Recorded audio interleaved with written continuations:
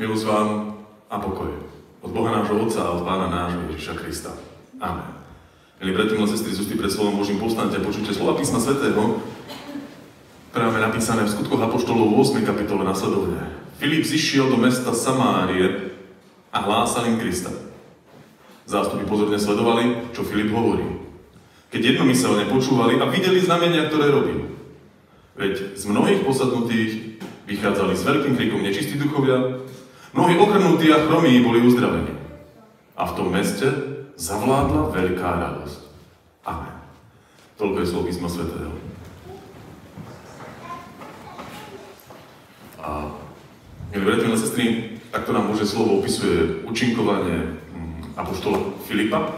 A ja práve tento jeho príbeh mám veľmi rád, lebo tam sa ukazuje v tom príbehu tá Božia vernosť, to, že Boh má svoj plán a tomu plánu je verný. A ten plán má aj s nami. A tým pádom je verný aj nám, každému jednému. A Filip schádza do Samárie, tam káže Božie slovo, nádhera, ľudia ho počúvajú, to je super, že ho počúvajú, a zázraky sa deje.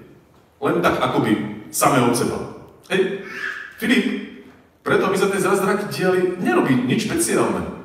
On len rozpráva Božie slovo. Hej, to, čo sám prijal od Pána Ježiša, tak to len dáva ďalej a ono to funguje zrazu. Pán Ježiš tam nebol prítomný osobne, aby urobil nejaký zázrak. Hej, my čítame tie evanjelia, tak sme si zvykli, že kde je Pán Ježiš, tam sa dejú zázraky, ale zrazu tu je Filip a Božie slovo. A zázraky sa aj tak dejú.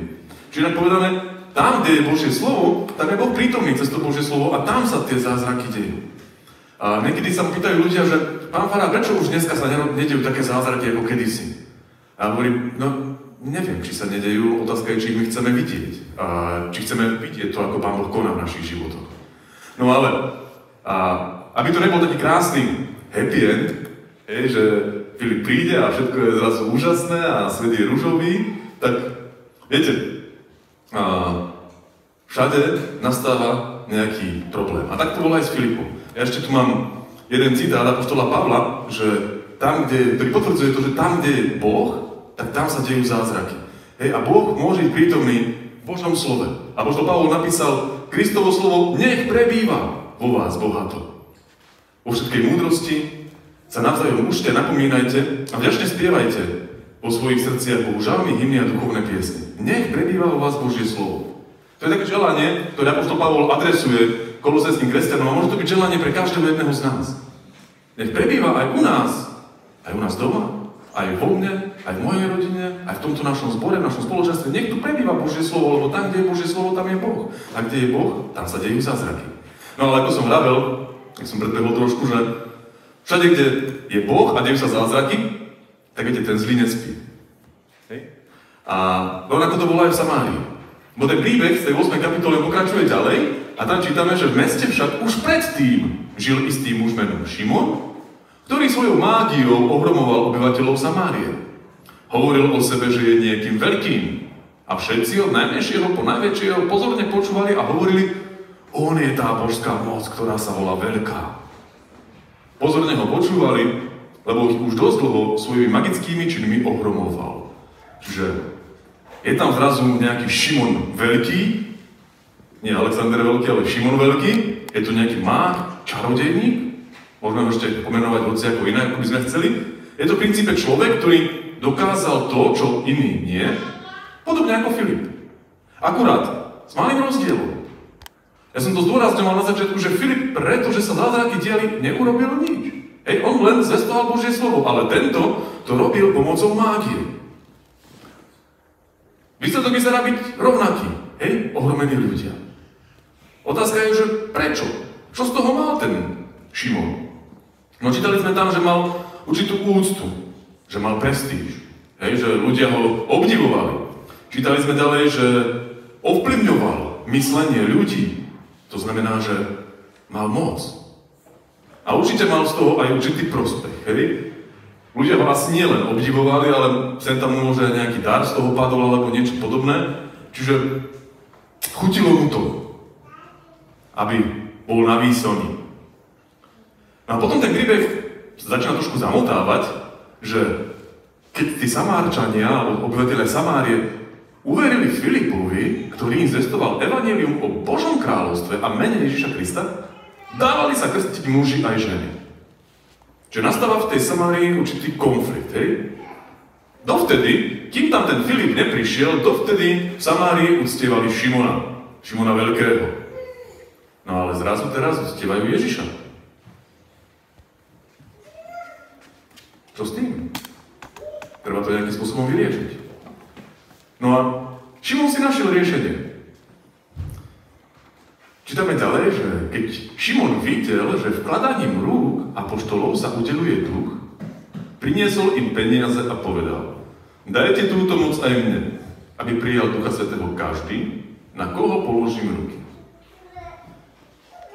Čiže vidíme tam, že Šimon chce byť opäť chce byť opäť v centre diania. Lebo strátil na tej pozornosti, lebo tá pozornosť Samárčanov, alebo obyvateľov Samaritánov, sa presunula z Filipa na pána Ježiša, zo Šimona na pána Ježiša. A Šimon chce byť opäť Neviem, či vám to nepripomína, taký príbeh sa už odohral ešte predtým, než boli skutky apoštolov. Keď veľkňaz hovorí: ak ich necháme, tak prídu sem Rímania a zoberú nám toto mesto, aj tento národ. Opäť, zápas o moc. A v tom je možno takéto diablovo pokušenie. Že človeče, uži si tých svojich 5 minút slávy. A Šimon bol do tej svojej slávy ochotný investovať. Priniesol peniaze, chcel zase kúpiť tú svoju prestíž. Chcel uplatiť apoštolov. Chce byť opäť A tá reakcia apoštolov, aká na to bola? To je veľmi lákavá ponuka, že zase mohli tie peniaze využiť, napríklad na šírenie Božieho kráľovstva. Viete, ten zlý niekedy nás vie tak pekne v tomto zmagoriť, že veď si zober peniažky, použiješ ich na dobrú vec a tak ďalej, ale Peter mu hovorí: nech zahynie tvoje striebro aj spolu s tebou, pretože si sa nazdával, že Boží dar sa dá získať za peniaze. Sú to silné slova. Keby to mne takto niekto povedal, asi by som sa aj urazil. Nech zahynie tvoj majetok aj s tebou. Je to sila. Ak si chceš Boží dar kúpiť, tak zahynieš. To z toho vyplýva. To povedal Peter. Kúpiť Boží dar. Dobre, dnes nekupujeme si Božiu priazeň, alebo verím tomu aspoň, že nikto z nás sa nesnaží kúpiť si Božiu priazeň, ale môžeme to veľakrát vnímať inak. Môžeme sa snažiť nejak handlovať, vyjednávať s Bohom. Viete, niekedy mi ľudia hovoria: pán farár, keby ten Boh, o ktorom hovoríš, naozaj existoval, tak ja sa budem mať lepšie, a keď sa budem mať lepšie, potom budem v Neho veriť, Čiže ak ty, Bože, toto, tak potom ja toto. Častokrát to aj my v našich životoch možno práve takto sa snažíme nejakým spôsobom povedať, že Pane Bože, ak naozaj existuješ, tak urob a ja potom budem toto. No, toto nefunguje. A to nám hovorí ten príbeh o Šimonovi, že tak toto nefunguje.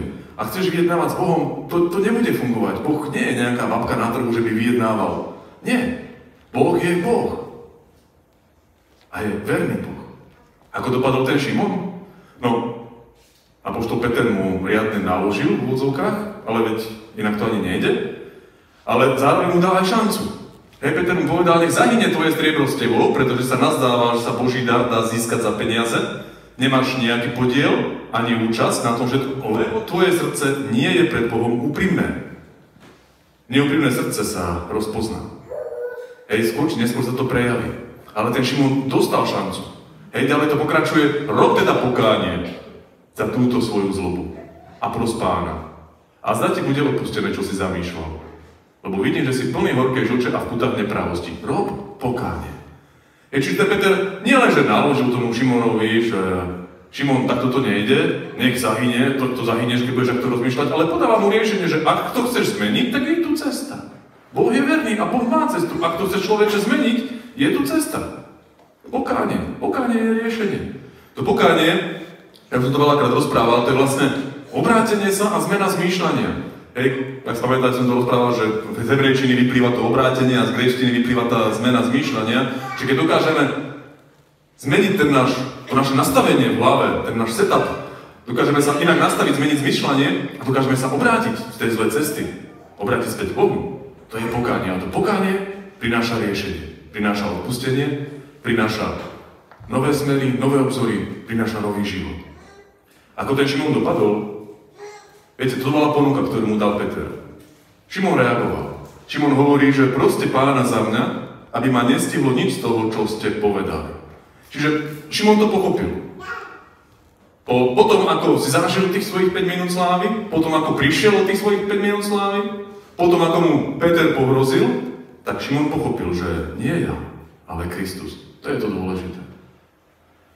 Ján Krstiteľ to vyjadril týmito slovami. On musí rásť a ja sa musím umenšovať.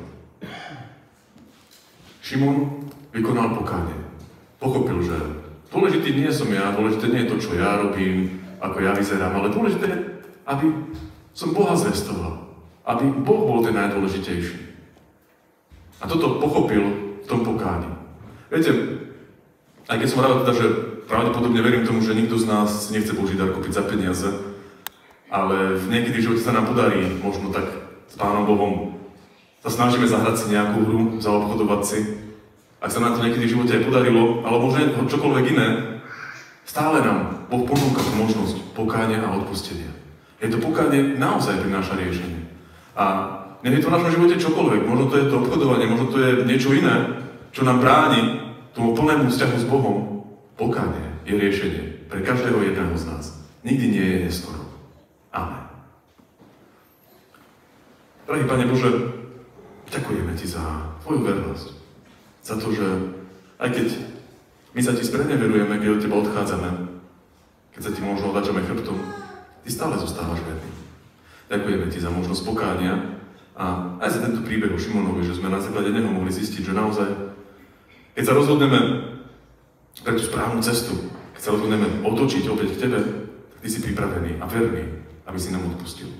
Tak ako to Pán Ježiš povedal, pokánie činte a verte v evanjeliu, lebo sa priblížilo Božie kráľovstvo.